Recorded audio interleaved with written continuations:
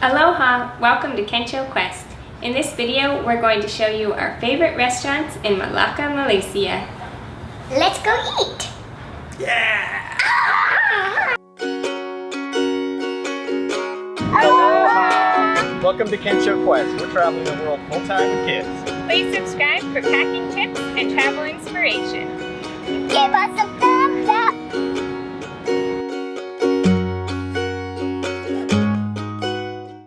Malacca, a foodie capital, is located in southwestern peninsular Malaysia along the Strait of Malacca. First up is Suki Satay. It's located really close to Atlantis, so it's convenient to walk there. It has inexpensive, yummy food, and the kids love satay, so it was a win-win-win. You can order satay in sets of 10, so we would order about 30 of them. And the 4 of us were able to finish that. They bring you a nice big bowl of dipping sauce to go along with the satay. And what was your favorite one, Kaisho? The tofu one. Tofu, what was that one called? I forgot.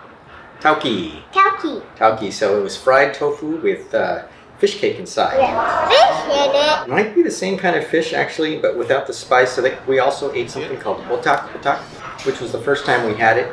And that's really interesting because they also take like a fish paste and they mix it with a bunch of spices and I think some tapioca starch, some eggs, and then they cook it in this coconut leaf, right? Yeah, coconut leaves, and they put it over a grill. So, and same with the satays, lots of flavor.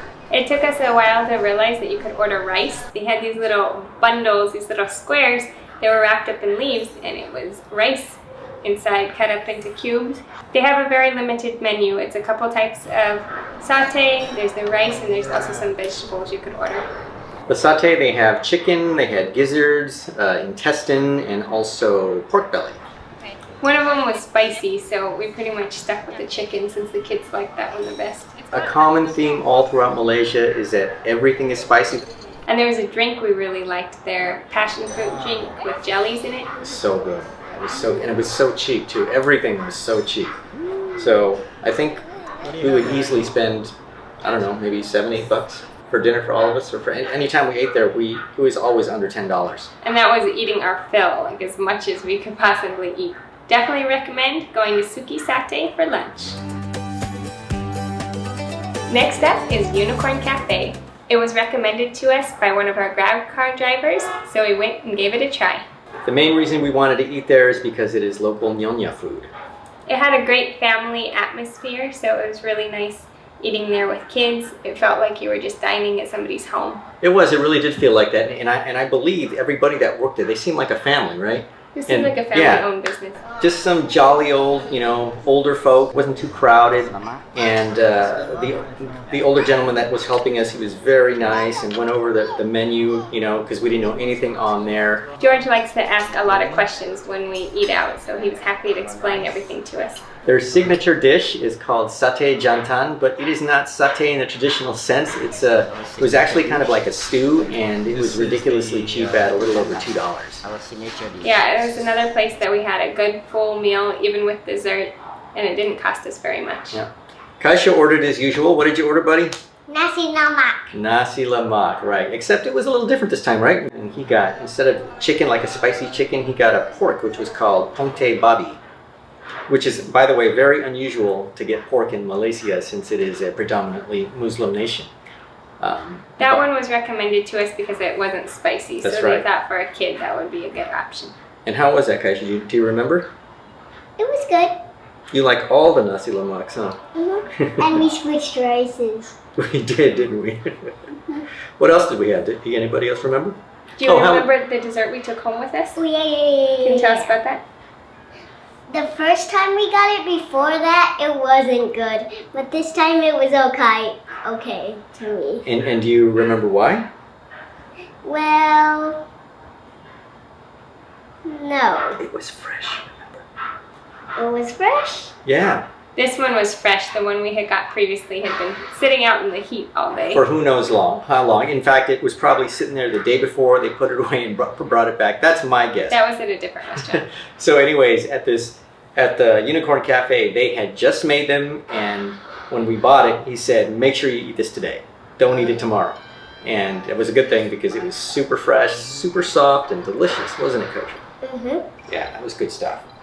But before dessert, the other meals we had was you had Nyonya laksa. How was that? It was good. It was spicy. That's what I say about everything. It's another example of where they say a little spicy, but super spicy for us. Yeah, on the scales, if they say little spicy in Malaysia, think extremely spicy for us Americans. And they fulfill a special request too because they usually serve it with mihun, which is a wheat-based noodle, but we were able to change it to bihun, which is rice noodles, so super awesome. And what else did we have for dessert, Kaisho? Chendol. It had pandan noodles at the bottom, That's and it right. was basically just a ice. Crumbled up shave ice. Shave ice, that right? Except, okay, in Hawaii, we call it shave ice, right? In the rest of the world, they call it shaved ice with the ED at the end.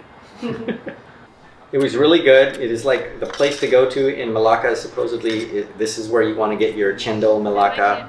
It was very refreshing, especially since it's so hot. We highly recommend Unicorn Cafe for a family-friendly meal in Malacca. And our favorite place to eat was at the Portuguese settlement. And you might want to go there in the daytime to see the mud skippers. We were looking in the water and I saw one on a rock. We saw big ones and little ones. They were all on rocks. They had arms and legs. They were cool, huh? Mm-hmm. What were they doing? Well, probably just sleeping.